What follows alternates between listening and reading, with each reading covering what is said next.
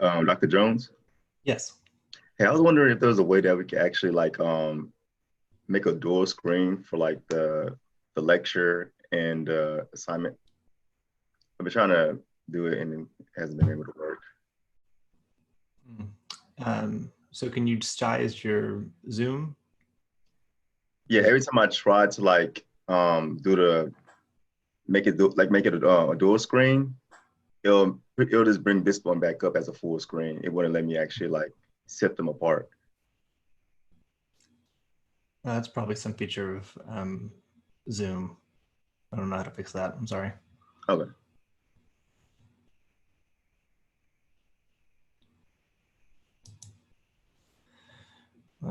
All right. So it's 1 o'clock. Let's get started.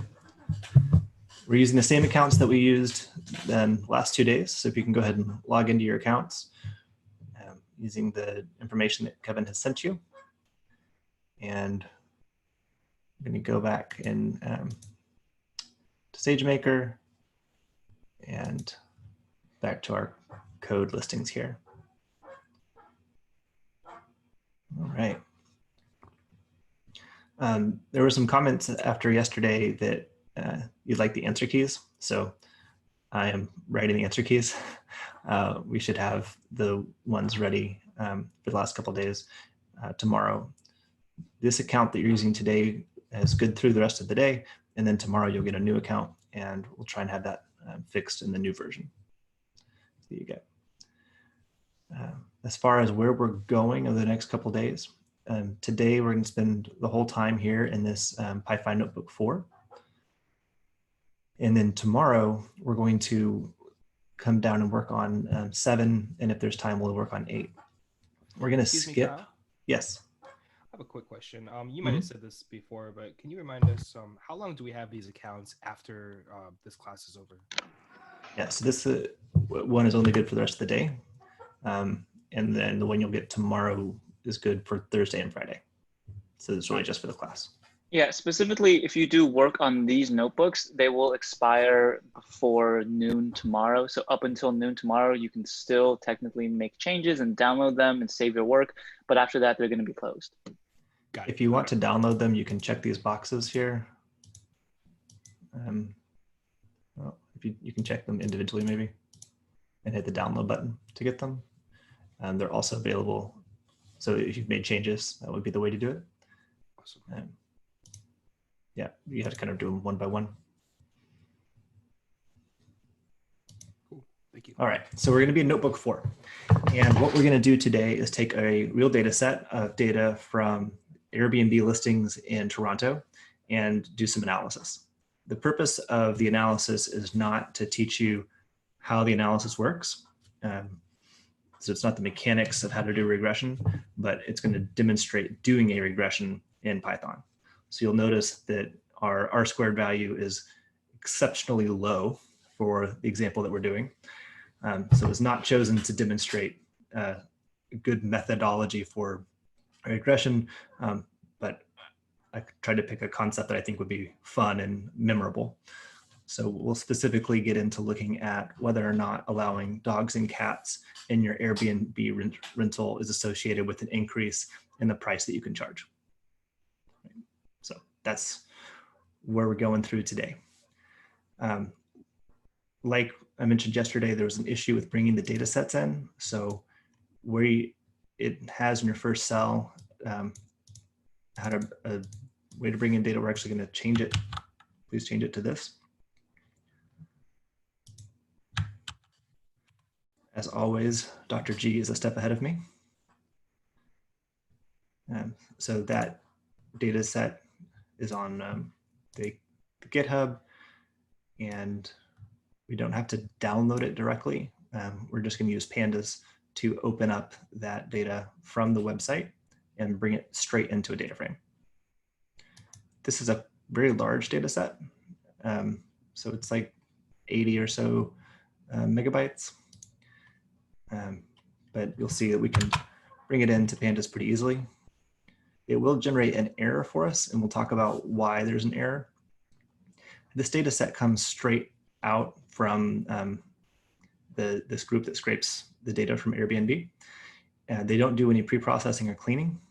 And so that's going to cause some problems for us when we want to do our analysis. So our first task before we can start to do actual analysis is to take a look at the data sets that we have, this data, and identify if there are any problems with the data type that we need to change. So we talked about data type in our first day. We talked about the difference between integers, floats, and strings. And we can do computation on integers and floats, but you can't do computation on a string. So that's what we're going to see demonstrated here.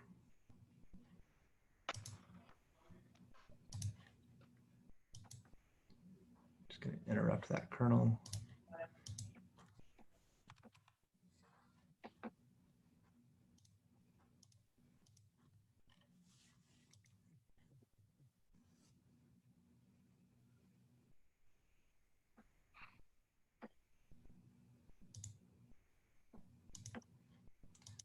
Going to clear it out so we can start fresh.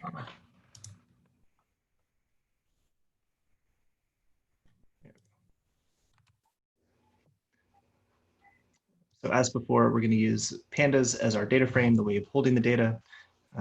Pandas is built on top of NumPy. Together, we have all the tools we need to be able to do the different mathematics that we will be doing here. So I have brought my data set in, and we can take a look at just the top 5 observations here. There are 106 columns. There's quite a bit of information here. And we can add, if we wanted just to get a sense of how big is this, how big is our data frame as a matrix, we can do df.shape, and it will tell us there are 22,425 rows and 126 columns, or 106 columns. So that's how big our data frame is. There are a couple of things here that we do not need because of the type of analysis that we're going to do. So we don't care about the URL that the listing is available in, or the scrape ID. That's just something that comes from the website that scraped this, or the date when they scraped it. So these are 3 columns that we're not going to need. And so I'm going to make a list of those columns that we don't want. And then there's a nice feature here within pandas called drop. And I can tell it to drop those columns. I need to give it at least one more argument. I need to tell it the axis to use. So axis 0 is your horizontal, and axis 1 are your columns. So we're talking about removing columns here. So I need to tell it to take out these columns. This last part here, in place, means that I want to do that transformation and then save it back to the same data frame. This is the same as saying df equals this, or giving it a different name. So now this would be like the data frame. But I want to keep using df. That's a standard convention for a data frame. So I'm going to drop these columns. So now they're outside of my data frame. And specifically what I want to examine here is on price. So let's take a look at price. And we'll use the describe feature.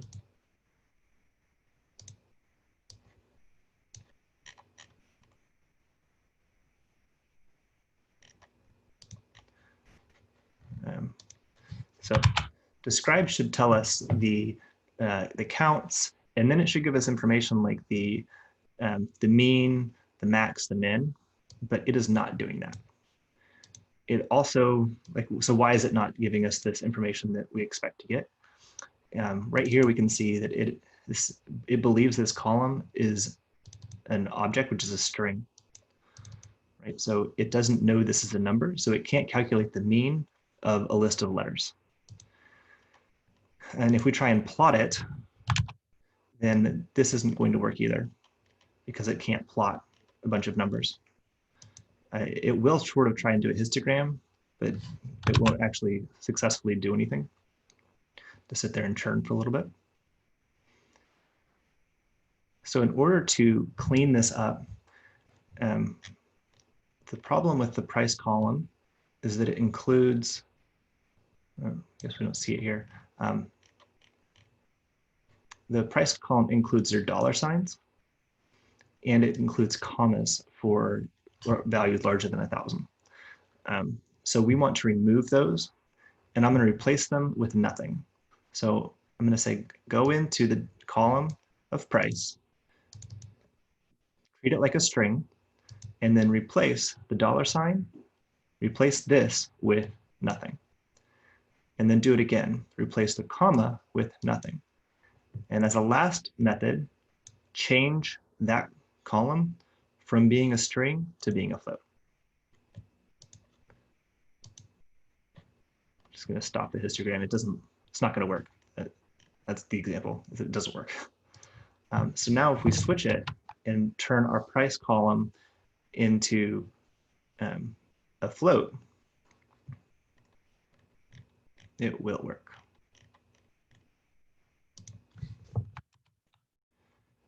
So now we can do a box plot of this column and it works.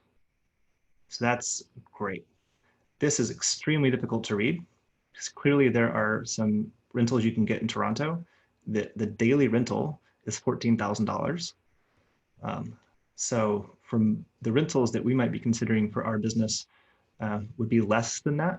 So a better number might be, we care about, if we're going to open a business, so it's going to be Sam Houston State business in Toronto that rents out Airbnb properties. We're looking at properties that can be less than $300. That would be our price point. So let's segment this and only look at times where the price is less than or equal to 300. All right, that's a much better box plot. I can see that the mean looks like it's right on 100, nice interquartile range in the distribution. So most of the properties are going from between $60 to $150. I can do the same thing and look at this as a histogram. So again, segmented values less than 300. You can see the distribution there. All right, pretty good. So now we've been able to do some of the stuff that we did yesterday. Let's get into something that's a little bit more interesting. As we talked about last time, in economics, we always want to compare different groups and find out if there's a difference. So one of the features that Airbnb offers to people who rent properties is to become a superhost. And that means that you have done some different certifications, and it's like a level that you can obtain. And then you can put that on your listing. So the question is there any value in being a superhost? There's additional work associated with being a superhost. And so the hypothesis would be yes, if you are a superhost, then because you've passed some threshold, you would be able to charge a premium for your rental property. So let's take a look at this. Now we're doing two box plots, but we're separating them. So two box plots, they're separated by, are you a superhost? So this is false, you are not a superhost. This is true, you are a superhost. So my hypothesis was that there would be a difference. I thought that being a superhost would be associated with a pretty significant increase in how much you can charge. But that doesn't seem to be the case here. So let's dig into this a little bit more. The data set uses F and T for false and true, but I'm going to go ahead and convert those into actual Boolean phrases of true and false so that we can do our aggregations much better. Pandas doesn't know that T and F mean true or false. Those letters could mean anything, but it does know that capital T truth and capital F false are Booleans. And so it knows that this equates to a 1 and this equates to a 0. You'll notice that they turn green. That is a sign that it is a reserved special word. So you cannot name your data frame like capital T true.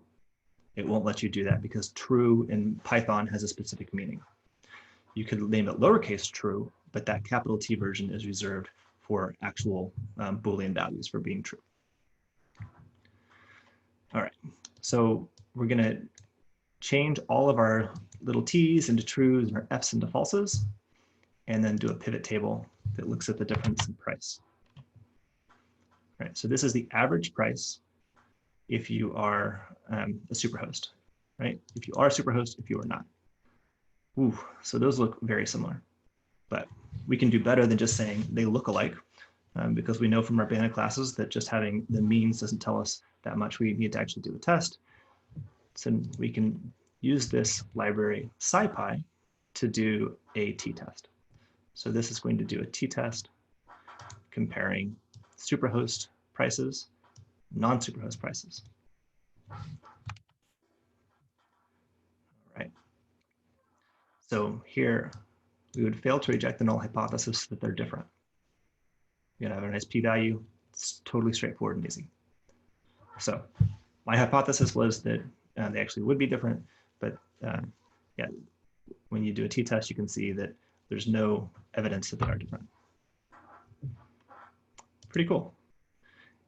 I didn't have to write out the code on how you actually do a t-test. By using SciPy, that's all kind of done for us behind the scenes. And the SciPy library is very fast. It's used a lot for scientific computing. That's actually what it stands for, scientific Python. So really helpful way to bring that in. All right, so if being a superhost doesn't matter, then let's see if other things do matter.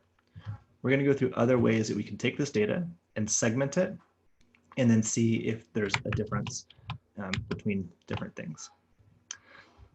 One of the attributes in our data set is bed type. So we can see a box plots of all the different beds. You can have an air bed, couch, futon, pull-out sofa, or real bed. All right. So we might wonder if there is a difference in bed type. Is the average for these different types of beds different? And to do that, we could use an ANOVA. Once again, it's very simple to do an ANOVA test. Earlier, we used the SciPy library. Now we're going to use a library called stats models. And we're going to bring in stats models as SM. It's just a convention, stats models for SM. And then we're going to bring in a specific version here for OLS, ordinary least squares, that lets us do a formula. So I've got a model, and that's going to be ordinary least squares, my target variable, a tilde, and my independent variable. My data comes from my data frame and the command to do a fit. Okay. This syntax here, we'll elaborate on it more, but that allows you to have a formula in the same way that you would write it out on a piece of paper. And I have a target variable that is a function of these different independent variables. Once we've created this new object, that's the model, the fit model, then we can have stats models tell us what the ANOVA looks like. So we just run that, and we get our F value, and we can see that it is less than standard alpha, so we would conclude that the means of these are not the same. Pretty cool. What's really great is that just like in Excel, if you're going to do an ANOVA, you've basically already done your linear regression. And we can see the results of the linear regression instead of looking at ANOVA by just looking at the summary of the model. And so I have a very standard output table for a regression with things that we'd expect to see, like coefficients, standard errors, p-values. my R squared. So I mentioned before, the R squared is very low. These are not strong models, but the point is to show an example of kind of building this out. So we very easily, using a very simple formula, created a regression of bed type and price. We can see that being a futon is associated with the decrease in price. However, it's not statistically significant. Pretty straightforward.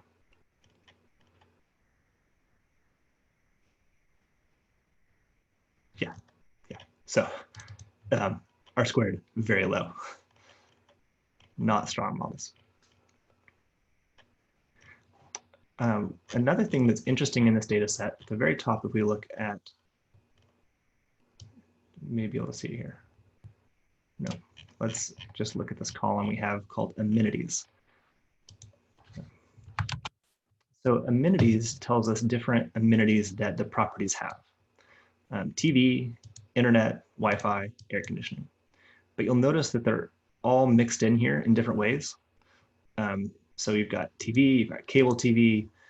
They're not in the same order, and they're not set up like a standard object. So just by themselves, it's not something you can do any analysis on. It's all bundled together.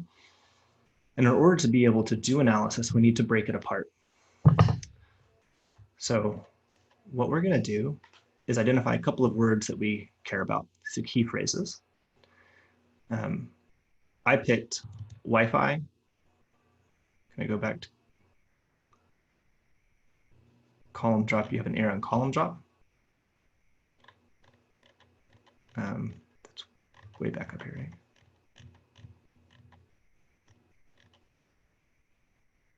Maybe Kevin can help you on the column drop question. So I want to pull out these watchwords: Wi-Fi, internet, cable TV, dog, and cat. Right? I could pick other ones, but those are the ones that I chose for this. So I want to create, well, first I'm going to take all of these values and turn them into lowercase. That way you can see here, like Wi-Fi, it could be spelled capital W, little I, big F, little I. A couple ways you could put it. You could put it all lowercase. So on the first day, we talked about making things lower, and that can standardize it. So now I don't have to care about how the original person typed it in. However they typed it in, everything's going to be lowercase. And my search words here are all lowercase. So I'm going to go through each of these watchwords and pull out if they are contained, if that word is in the amenities. Right? What that ends up doing is creating new columns for me for each one of these. And then I'm going to switch that into integers. So now I've basically created these dummy variables.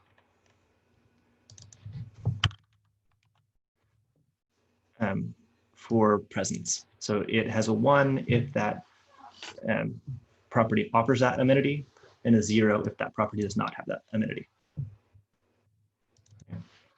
So if you could look back at the describe,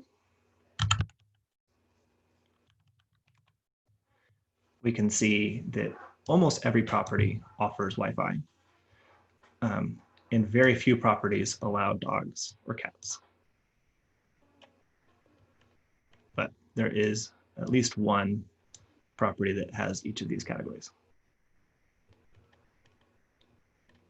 All right, so what we did, we took its data set that had lots of information that was packed in here. This is the way data sets look in the real world, as opposed to the ones that we often get for training, like the iris data set, where it's all very clean. We get big, hairy things like this. But with Python, we can very simply go through and just find these variables of interest and convert them into dummy variables that we can use. All right. So I have these dummy variables, and I'm thinking about owning a property in Toronto that I can rent out. And the question I have is, should I allow dogs or cats? And would that make a difference? So yesterday we talked a little bit about pivot tables. Pivot tables can be a little abstract, and I think these examples help really illustrate the value of the pivot table. So we can start to see, and this is, do you allow dogs? No or yes. And do you allow cats? No or yes. So if you do not allow dogs or cats, the average price is $144. If you do allow dogs and cats, the average price is $136. So I thought there might be a premium that would be placed here. That because there are not a lot of properties that offer dogs and cats, you might be able to charge a premium. This little pivot table is not really indicating that there is that you get to charge more, but we'll dig into that some more.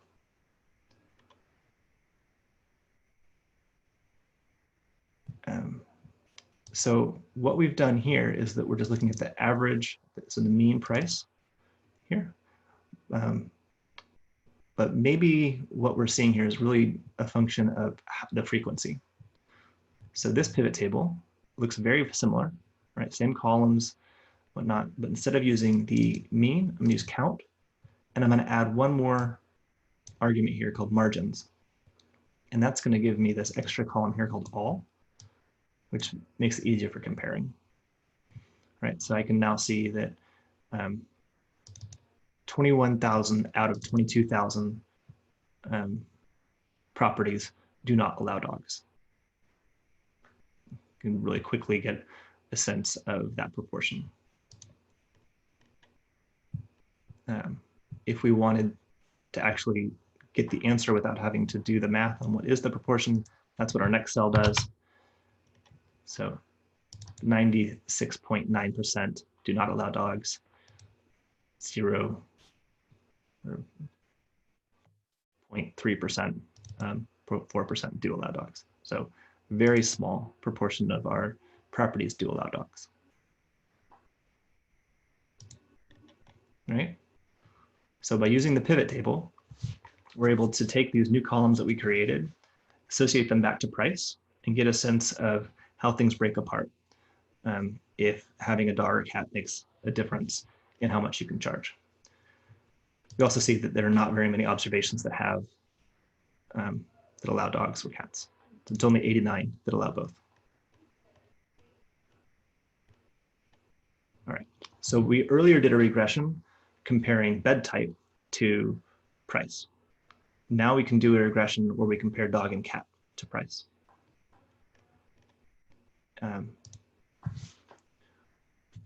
We can do this a couple of ways, but by using binary variables, we can look at the interaction effect of these two variables.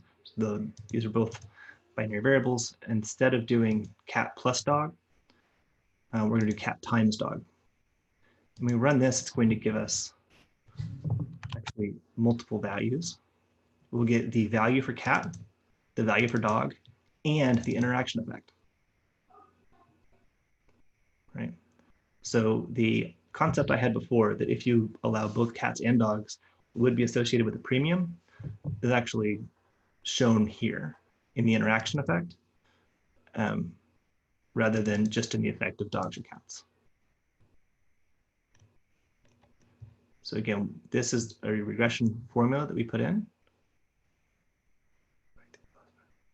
If you don't want to do the interaction effect, you would just do dog, cat plus dog. So now I have cat and dog. Right?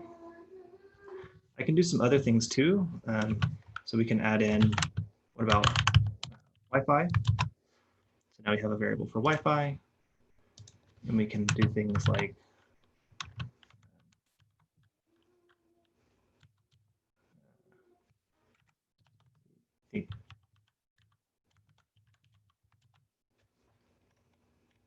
yeah, so by including bed type, that's a categorical variable. They went ahead and broke it down in the different categories for us automatically. So we would call that the factor of it. The downside of doing it this way is that you don't get to pick your reference variable. And then I think later we show how you actually can choose your reference variable. I don't actually remember if it's in this version. We have dropped it. So that's how we would do this. And then we can include, what if we want dog, an interaction effect between dog and Wi-Fi? So what I like about here is that this equation looks the way we would think about the equation if we were just kind of writing down an OLS equation. Real simple, and it's very easy to interpret. You can also see it's really fast. So compared to running this regression in Excel, we get our answer extremely quickly. I know most of you don't use R, but this is also the exact same syntax you would use in R, where you would have your target variable tilde, write your equation, and then data equals data frame. There are other ways of doing regressions that are more based on vectorization, but we're not going to talk about that right now. We're just going to use this formula for OLS.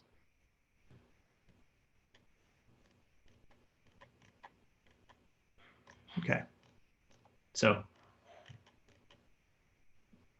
we just did an awful lot. We were able to go through and create these categorical variables, these dummy variables, and do a regression and start to analyze whether or not those are associated with an increase in price. So another hypothesis I had was maybe the way that you write the description of your property is associated with an increase in price.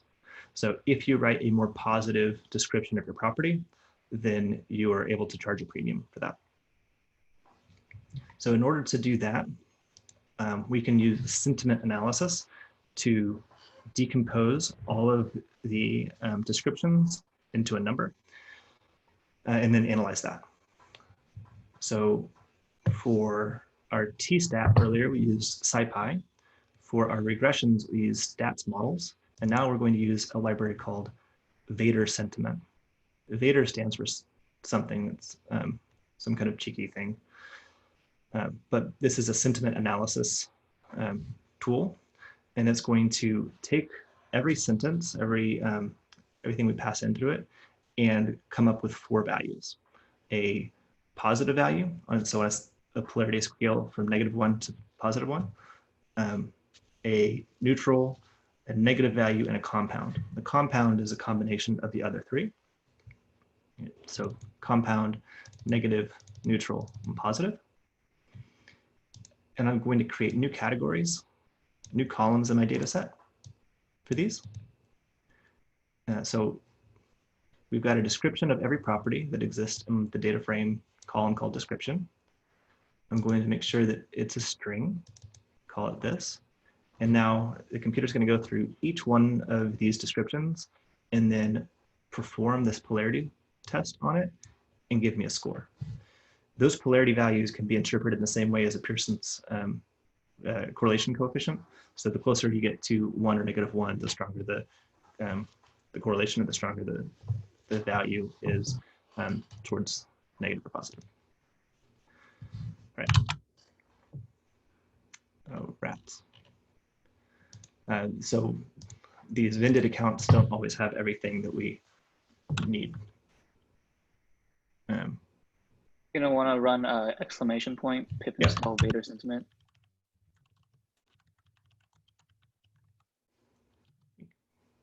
Yeah.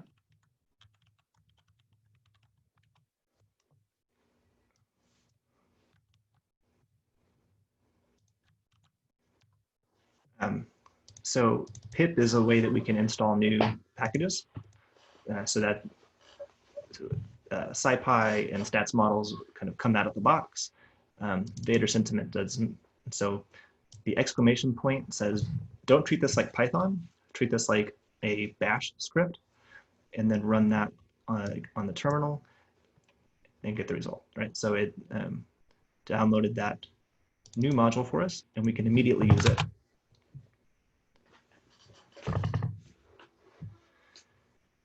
And so what is happening now is it's going through all of the entries, so the 23,000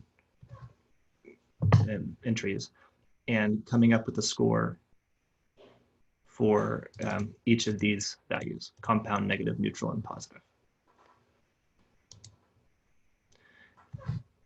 Working with natural language is a really difficult thing to do. And it requires a lot of expertise if you want to get like into the nitty-gritty of it. What's nice about Vader is that it takes away those nitty-gritty parts and allows us just to focus at a high level. Vader is also trained specifically for kind of modern text and for things on the internet. So it knows that multiple exclamation points is like really good. It knows what a smiley face looks like. So colon and parentheses. It can interpret those kinds of things. Whereas a traditional version of a natural language processor would not understand that a happy face is an indicator of goodness.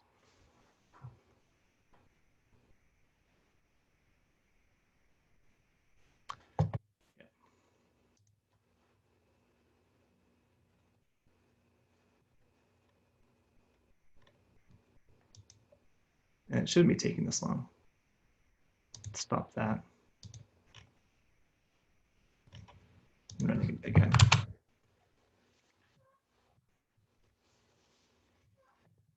So what we're doing basically is feature engineering.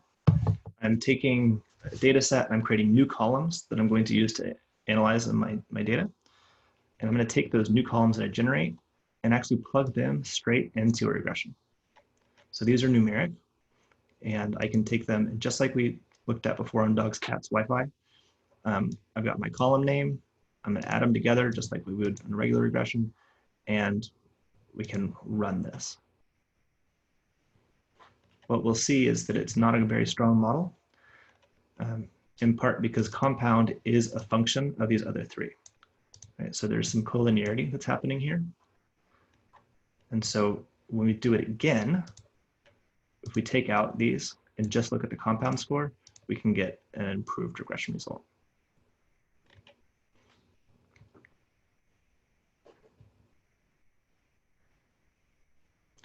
So one of the hardest parts of learning how to do this kind of analysis is learning how to do feature engineering and really make those features that are informative and helpful that don't come straight out of the data set.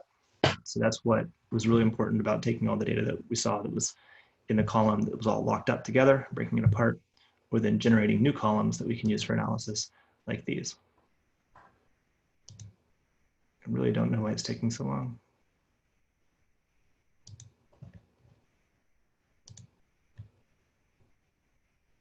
Having trouble with this one. So let's just, we're only going to do compound, and that should be faster. I use a hash sign to turn it into a comment, and so it's not going to run that cell, which means I won't be able to run this one because I haven't generated those values yet.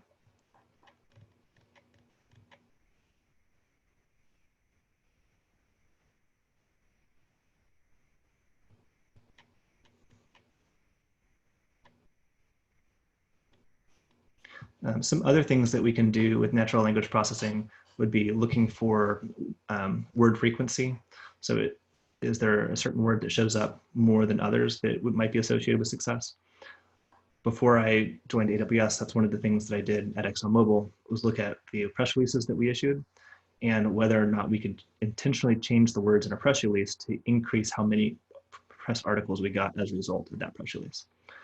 And so we noticed there were certain words that competitors were using to describe their products that we were not. And so by changing the words that we used, we could actually show a statistically significant improvement in the carry-through rate of our press releases because of the changing the words that we were using. All right, so let's run this regression here. So I'm using compound score to estimate price. And it is statistically significant. This is quite difficult to interpret because the value of compound ranges from -1 to 1. And so you can't do something like a 1 unit increase in compounds associated with the $24 increase in price, because the range is different. But we can see that having a more positive score, so as compound gets closer to 1 that's more positive, is associated with charging a higher price. There could definitely be some causation issues here, but there appears to be some kind of relationship between how positive the description is and how much you can charge.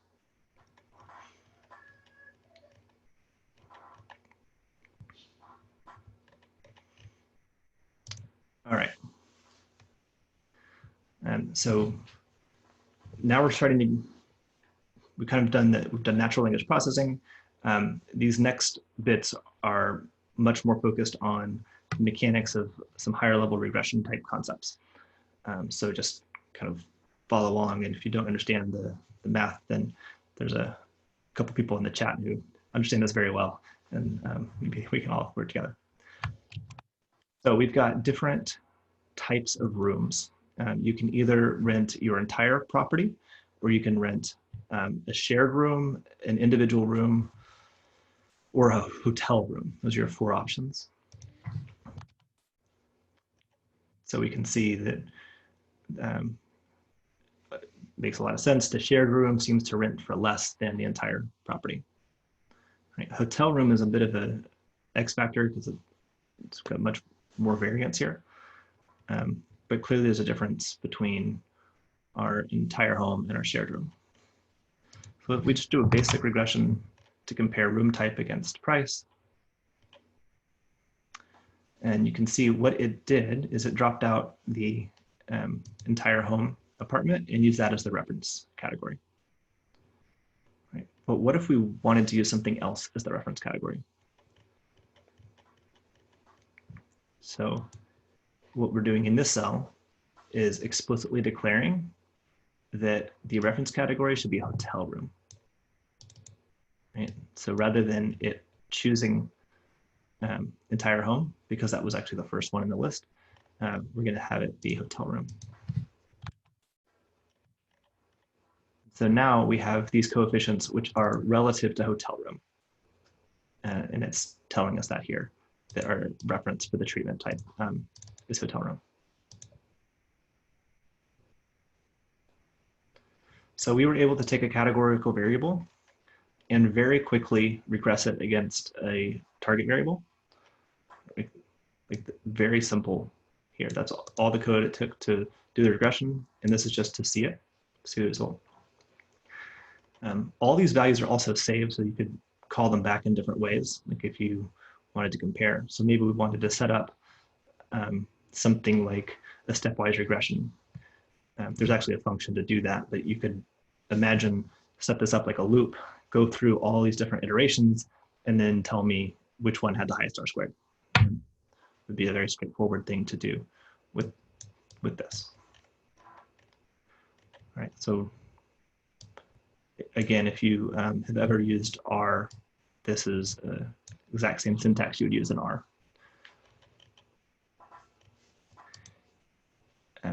And I guess I spilled the beans earlier, but you can do interaction effects of multiple categorical variables.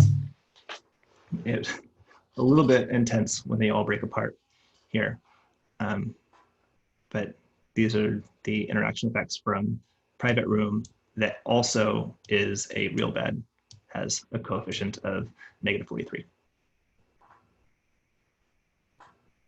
Again, not best practices in how, in this regression, this is not a very informative regression, but the point is to show that we can very easily construct these simple linear regression models for whatever data you have that you would like to test.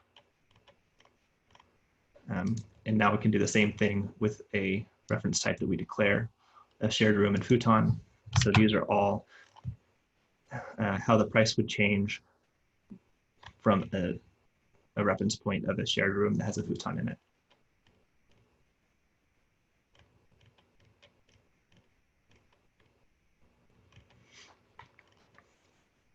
All right. So that's it. You made it. I feel like that was a lot to kind of go through.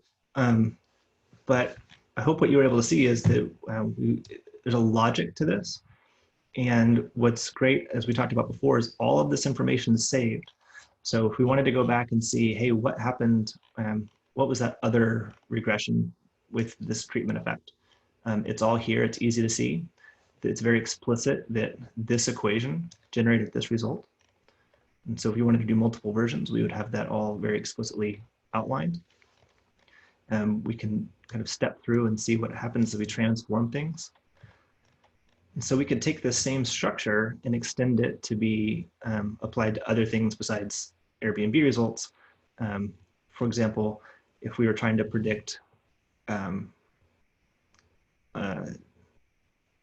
whether or not a piece of machinery would fail, we would use the same structure. We would just change our target variable into being a binary variable, and maybe a classification problem, use logistic regression, but still do the same steps to do our feature engineering to find those things that might be associated with failure in that case. Kyle, I have a question if there's time. Yeah. I just got a question about the margins function, because I've seen it before, but I'm not sure I understand exactly what that means. You have like this margins true. Mm-hmm. Yeah, so margins true just gives you the summation of the columns and rows. Okay. Thank you. Yeah. I don't know what happens if you put it here for the mean.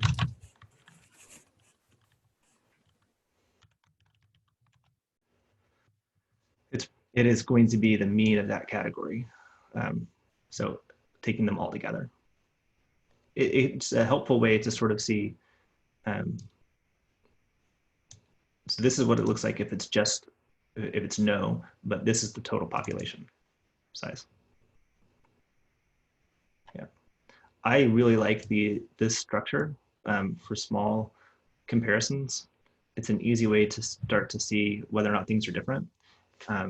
If there is something that looks interesting, so like when I did this and saw that there's only 87 or 89 that allow both dogs and cats, that's where my mind started going. Well, maybe there's something there that if you are one of only 88.9 people that allow both dogs and cats, then you probably should be able to charge an economic premium because there's scarcity for that.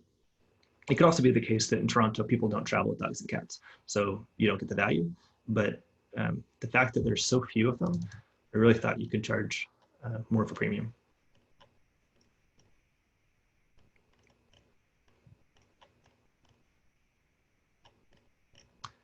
Awesome. Are there other questions? So tomorrow we're going to talk about time series. The two real big things that we use in economics and finance all the time are these kind of regression models where we're trying to segment things out, and then time series where we're looking at how things change over time. So things like unemployment rates or the interest rate. And we'll look specifically at stock prices. So how stock prices change over time, and then whether or not you could use that to predict where the stock will go in the future. So it's not an investment advice class. So choosing to do this on your own, at your own risk. But what we'll talk about tomorrow is the exact same structure as what happens with algorithmic trading on Wall Street. So when there are machines that are buying and selling stocks, they're using the same concepts that we'll be talking about to make those decisions for buys and sells. And then we'll start talking a little bit about options and how we could use it to simulate different futures, different future paths that we might want for an option.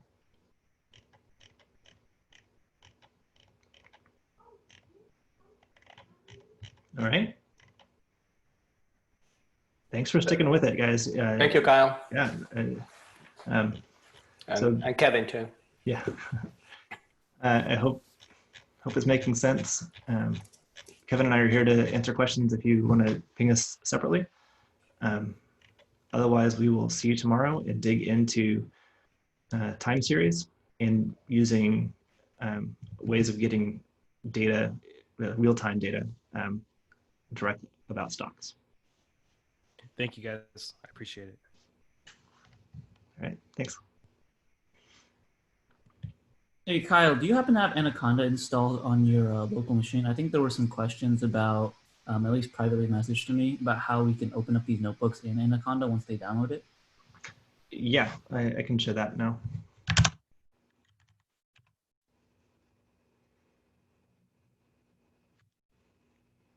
Kyle, while you do that, have you have any issues with Anaconda lingering in the background when you have it open and then you close it and it's still kind of lingering in the background? Yeah, you've got to go through quite a few things to close it down. Okay. And it is a memory hog. So if you leave it open, it will sit and churn in the background. It's really frustrating. Yeah, I just can't figure out how to how to get it closed. Anyway. Well, with closing it, so usually when you launch Jupyter Notebooks, it creates a terminal window, just like this one that you see on Kyle's. So yeah, that terminal window. So this shows the notebook server is running. So in order to close it, you just need to come here and hit Control-C, and it'll stop. Oh, okay. So just go to the terminal and just put a Control-C. Yeah. Sure. Oh, okay. Because I had to force shut down. I tried to force quit it and it won't do it. And it's just, okay, perfect. Oh, thank you. Saved me a lot of headaches. Thanks. So this is Anaconda, distribution of Jupyter. I've got all sorts of different things here. So that's my Vanna class. I've got machine learning stuff for geoscience. This is the PyPy course. If you wanted to bring this into your local environment, this is, I think, how I would do it. Let me create a folder here.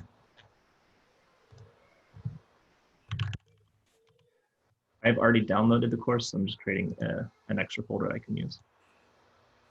I'm going to go in Open Terminal.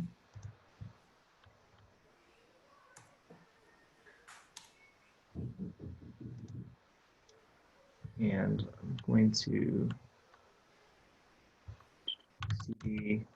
change my directory into course.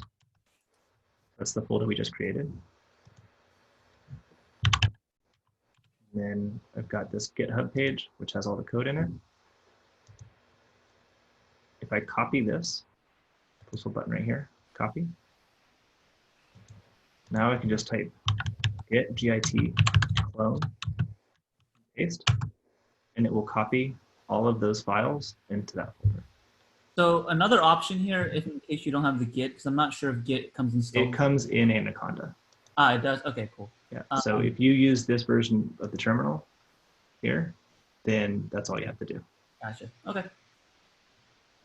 I was telling you there's a zip file option too that they can download. Yeah, you can, from the same thing, instead of copying it, you could do zip download. It will save it to your desktop, and then you can kind of bring it in. But since there's so many files here, this is like an easier way of doing it. Once you've got things here, if you open up like your Finder, you can just drag stuff in here. So I can grab this, drag it over here, and dump it in. Now it's part of that folder. So if I had data sets that I wanted to bring in,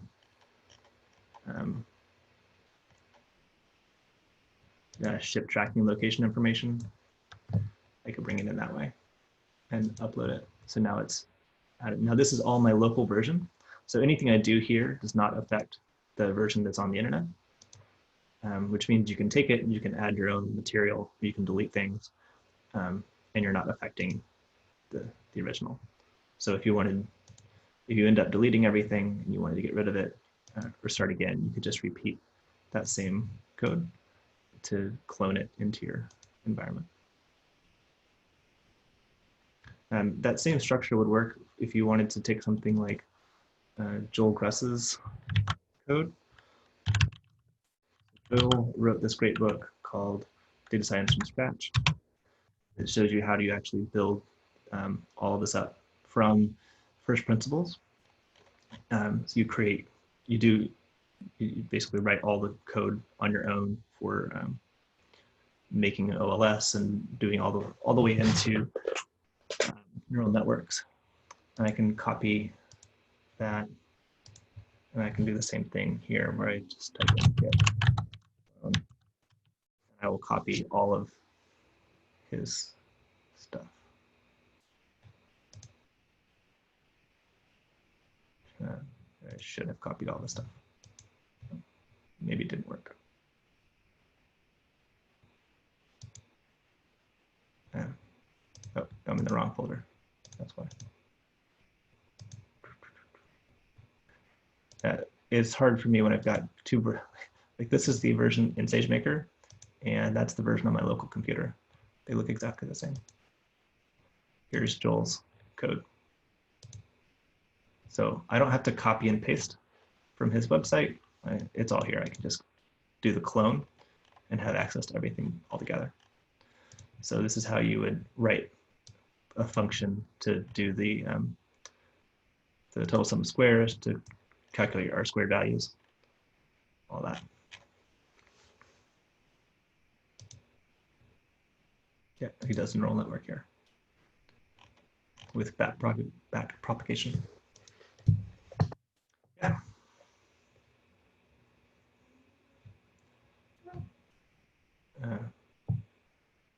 Are there other questions about how we can pull data or things into here? When people start out, they normally start this way. They find something they like, and then they copy it like this and paste it in, which is a fine way to do it, but it's like really slow. It's much faster to just copy the entire thing. And the great thing about GitHub is it's designed to do that. People who make their code available in GitHub know that that's what people are doing. And so it's all there for you to go and grab. I got a question, Kyle. When cleaning data, it's sometimes nice to just be able to refer to the same object over and over again and apply different methods, kind of like I don't know how familiar you are with R, but kind of like piping results of one operation straight into the next one, straight into the next one. Is there a way in Python to pipe things? Is there something equivalent that would make it easier to clean big, messy data sets? There is not an equivalent to the pipe in Python. Okay. There are ways of chaining methods together. Yeah. It's just not nearly as elegant as what you can do in R. But yeah, it's not the same. So there are people who, if you know both, like you might go back and forth between the two. You can actually use a program called R to Py, where you can, in a Python notebook, you can actually write R code. And so you can then use the pipe. That does not work in the version on the AWS, but it will work if you have R installed on your local machine. You do it through Anaconda. So there's a program called Reticulate that lets you write Python code in R and R to Py, Py to R, where you can write R in Python. It allows you to take a data frame object and pass it back and forth between a pandas data frame and an R data frame. There are some weird things that can happen with that, but that's one way of doing it. Another way is to go in and R, do some kind of pre-processing and save a result set, and then go into Python and do it. That's one of the things I used to do a lot. Now I tend to spend most of my time just doing it in Python and not use the benefit that you get from a pipe. Sure. No, it's just, especially when using dplyr or something, the readability is just great, and hard to remember what the heck it is that you did when you don't have to re-index columns and everything over and over again. And so I was just curious. I mean, all these converters, I think, are probably not all that useful at the end. If you can do it in R, just do it in R. If you do it in Python, just do it there. But I agree. I'm So not I that don't use familiar them. with Python. It's been years and years that I used it for anything, Mhm. and so I'm just trying to see if there's something obvious and equivalent I'm missing. But if not, Yeah, that's fine. no, not this. So if you wanted to do like a pipeline for an actual data science job, so if you wanted to do something like grid search, where you're going to go through a bunch of different hyperparameters on a single um,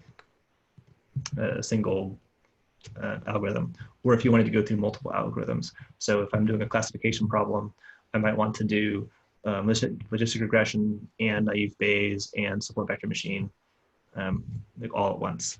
So there are pipelines that you can use in scikit-learn where you say, these are the algorithms to do them one by one, go through, and then tell me which one had the highest recall or which one had the highest F1 score.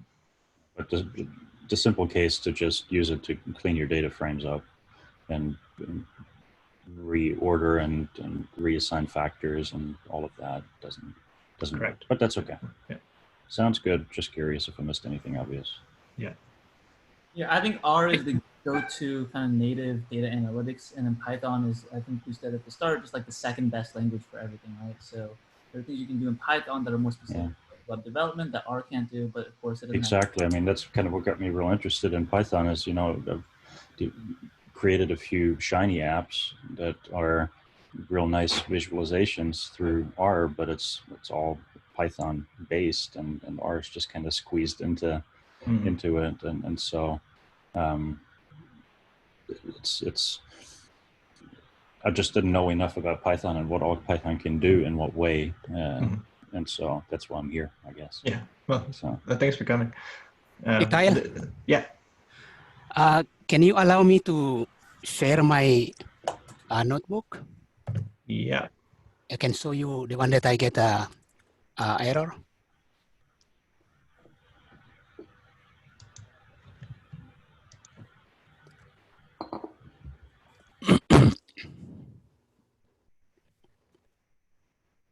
You should be able to present your screen. Okay.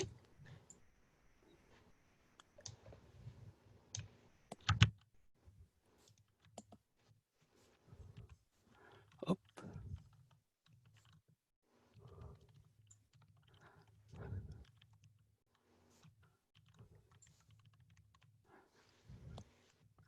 Everybody see it now? Maybe I need to stop sharing.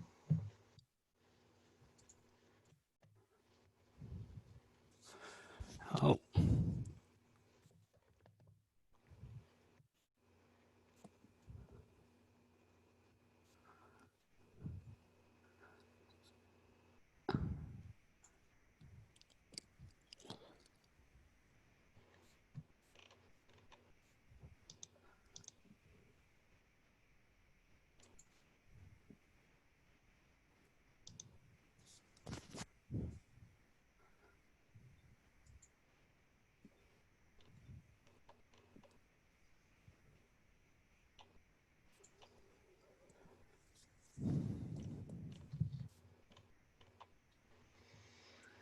Yeah, here is the one that I get a error. I still don't see your screen though. Oh.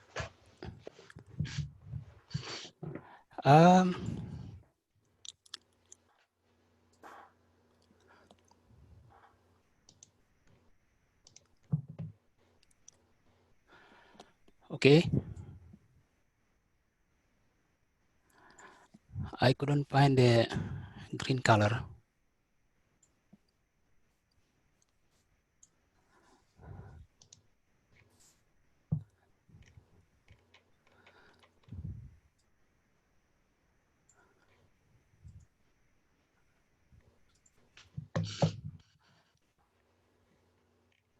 Okay.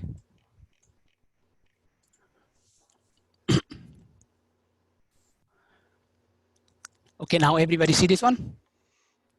No? Oh. I put inside and then save it.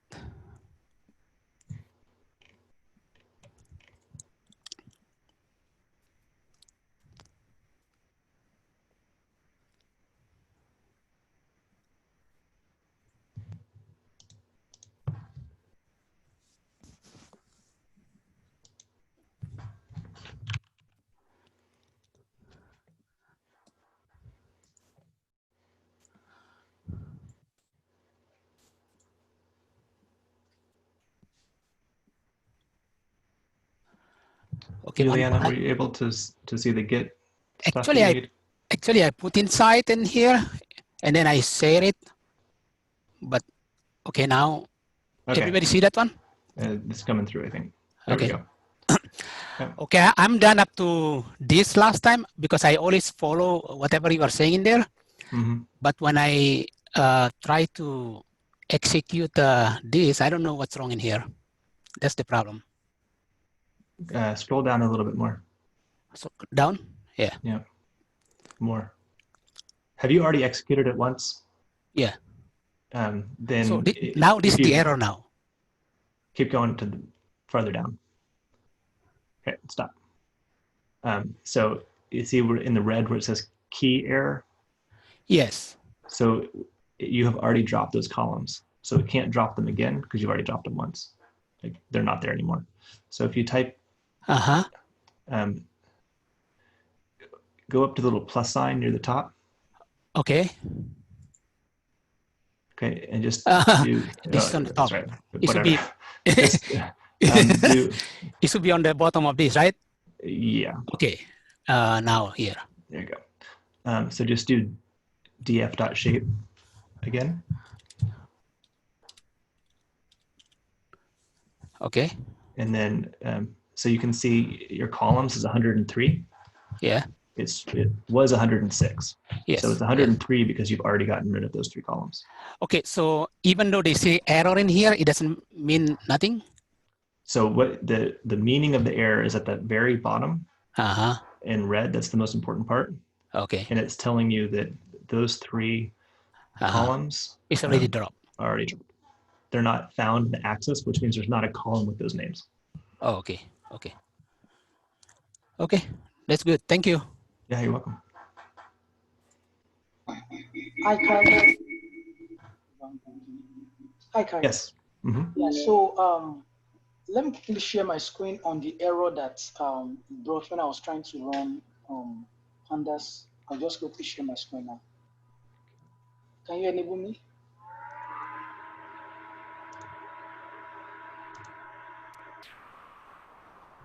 Okay.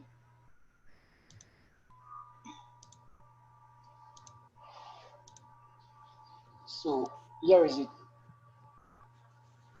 So I ran this, then I did this and it got this. Yeah, that's because the file that we had that had the data in it got deleted when we created these online accounts. And so you actually needed, we talked about this yesterday, but there's a link that you can put there instead. Let me pull that up and I'll send it to you. Okay, I actually need the link, right? Yeah. Okay.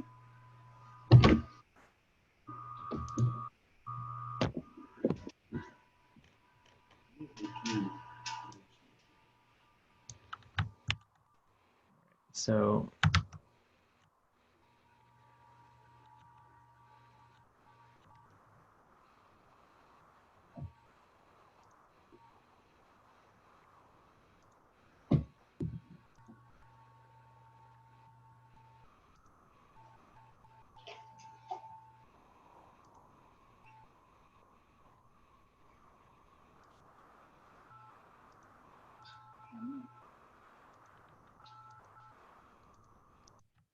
So this is the link. Okay, so you'll want to put it there too. You need to change out what's in the parentheses. So it says pd.read_csv. Change out what's in the parentheses for the link that we just put in the chat.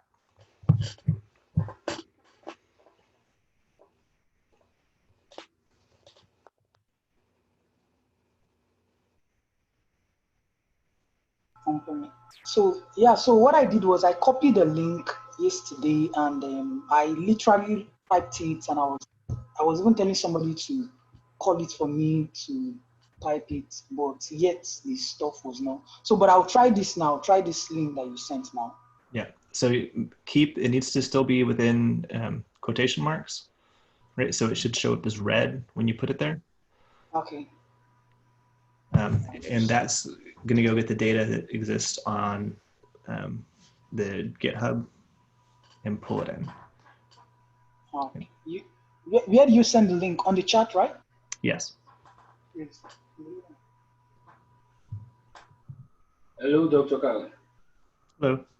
Right, it's actually my flatmate, and yesterday we were doing it, but I ran the thing and it worked for me. So I don't know. Is it that it's not deleted on my own laptop or what?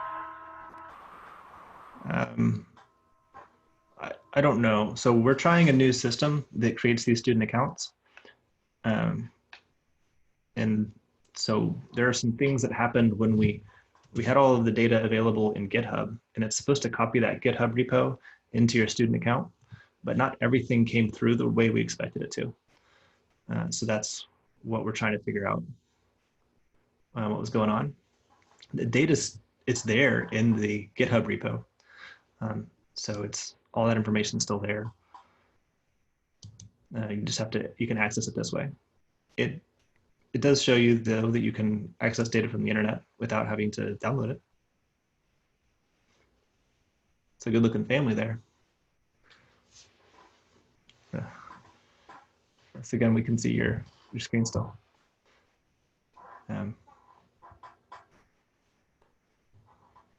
So there are lots of places you can get data. You want to get it from something like data.gov or data.world. There are a couple other places that you can get big data sets, and you don't have to download them first onto your computer. You can go straight into Python from the internet.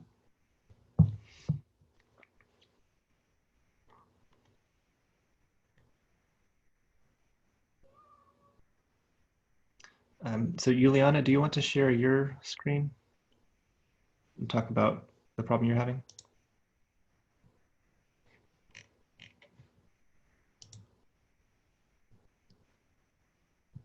I need to.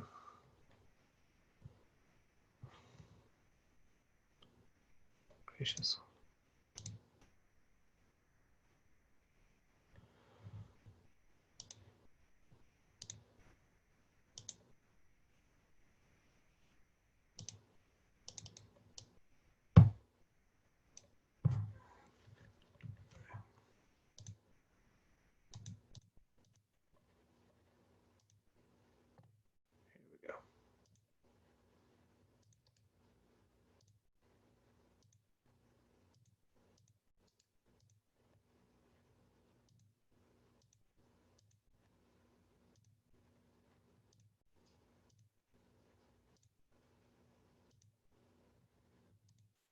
Okay, Juliana, you can share now. Okay.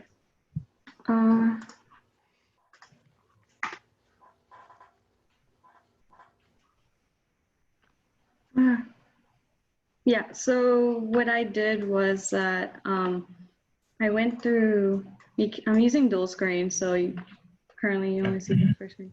So yeah, I went through here. I went to the notebook. And from there, I'm here, right? I made a folder. I basically opened the folder and then did the whole terminal. But it just, I don't know to go from here, especially from the fact that it just looks different. Well, type in ls and enter. Type in what? ls. Enter. Okay, so those are all of the files you have here. So you've got that PyPy one. So now type in cd and then capital, and then that folder. So capital P, lowercase y, capital F, I. Oh, CD as in David, and then a space.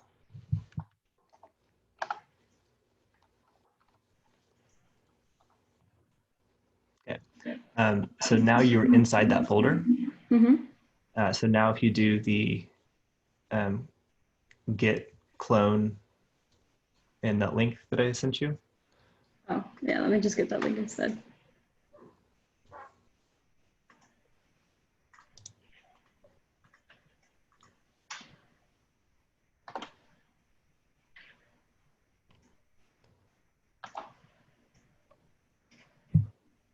What?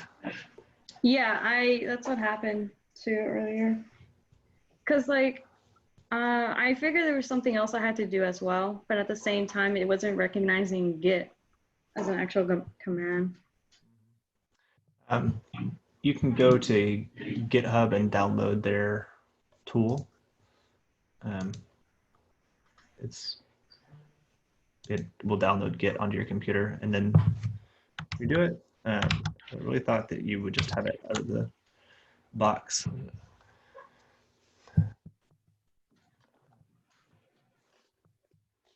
So it says GitHub desktop. Go back. So it was where it says GitHub desktop. Okay, and then you can download it that way. And then you have to kind of set it all up. Okay, once you've set it up, you should be okay to go back through the way that we talked about. Okay, so whenever I set it up and everything, I just go back and just try to run it again. Yeah, if you hit the up arrow, it will repeat the last command. Oh, cool. So click there and then hit the up arrow. Yeah. Okay. That way you don't have to type it again. Nice. Yeah. All right. Well, thank you. Oh. Well, have a good day. You too. Thanks. All right. Anybody else need anything?